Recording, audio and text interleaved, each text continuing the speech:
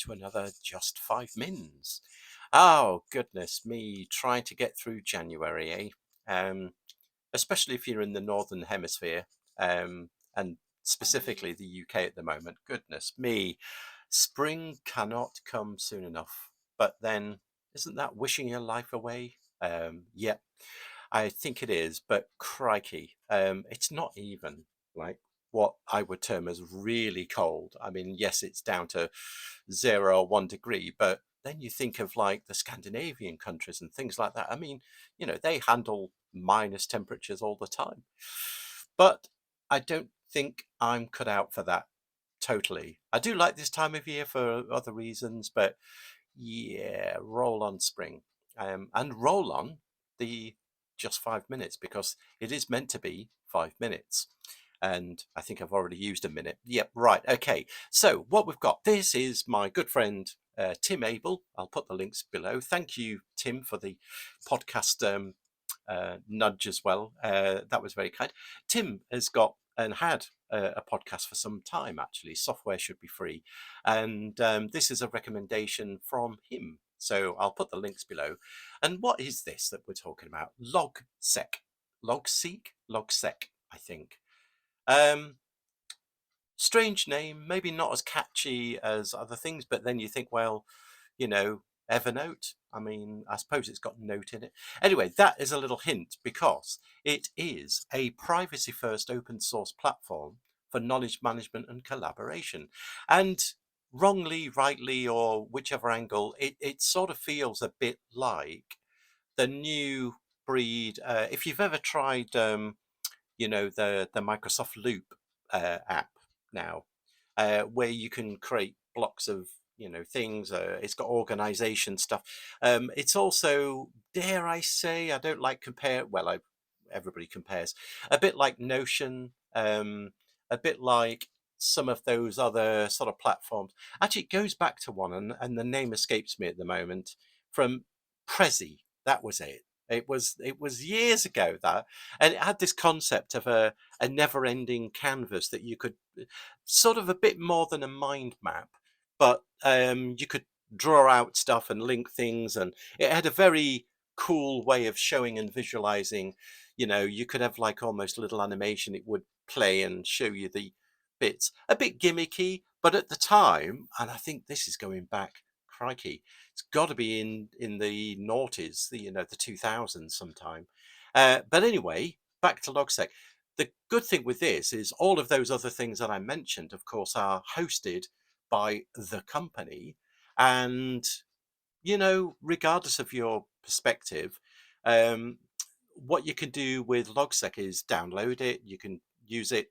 It's yours basically as well. So a privacy first open source platform.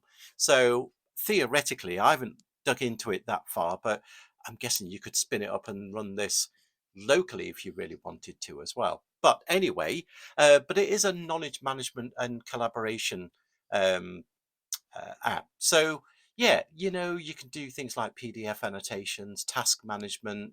It's got multiple file formats, markdown, or organization mode, so you can have like a nice structure type thing.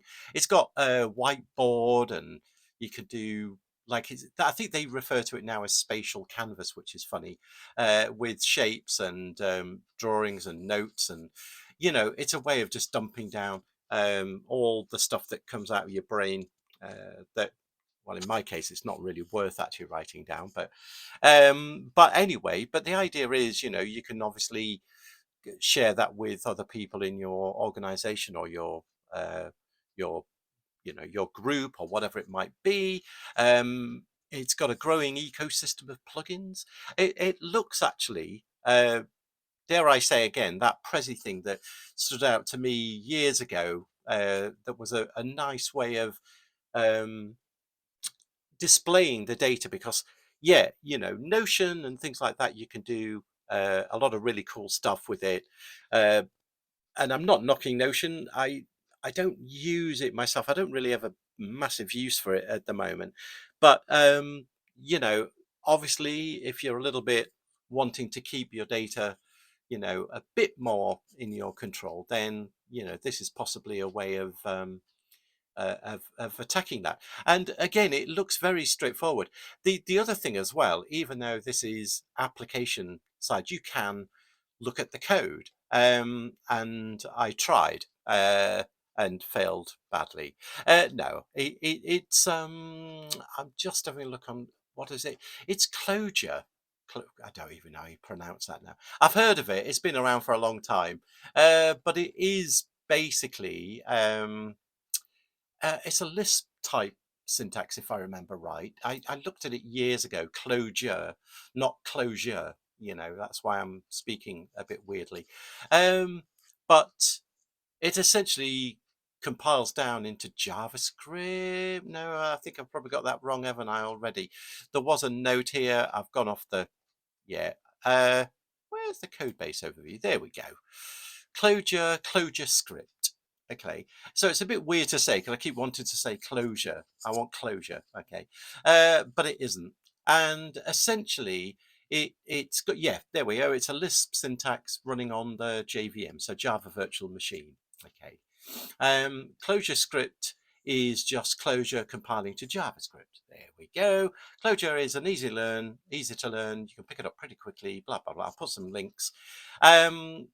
I don't know what database it uses actually to do that. I should know these things, shouldn't I? But it uses a bit of React at the front end, and there's a few other bits and pieces as well. So I'll put a link there if you're interested in that.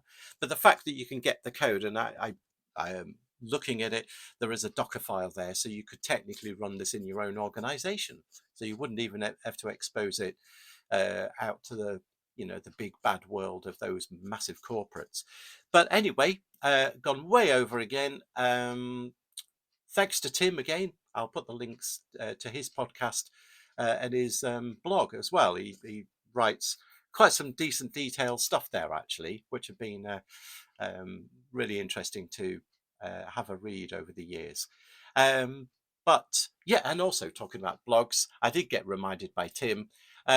Yeah, I sort of do have a blog where I throw a few things uh, at the wall and see what sticks, including some random sort of other podcasts under the guise of the Bewilder Beast. You know, if you're bewildered by everything, things like that. So I'll put a link to that in the show notes as well.